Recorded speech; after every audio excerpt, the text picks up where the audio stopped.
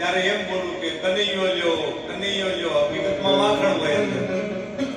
એક ભાઈ આમ આવ્યા કે બેન ગોરસ ઉતારો તો ખરા મારા માખણ લેવું.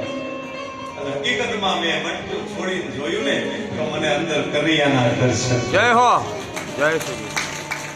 એક ગોપી કે હું રસોઈ કરવા બેસું ત્યારે કનૈયાના ભાવમાં એવી મગ્ન બની જાવ કે લાકડાની જગ્યાએ વેલણે ભાવી દઉં. જય હો, જય હો. આ કનૈયાના ભાવની શું વાત.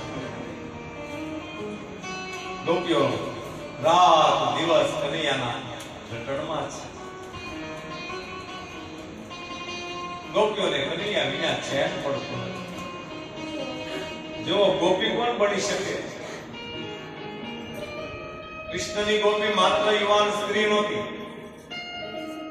કૃષ્ણની ગોપી બાળ કુંવારિકા કન્યાઓ હતી.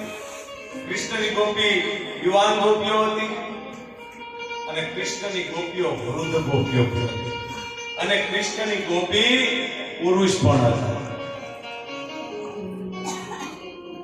ગોપી બધા હતા.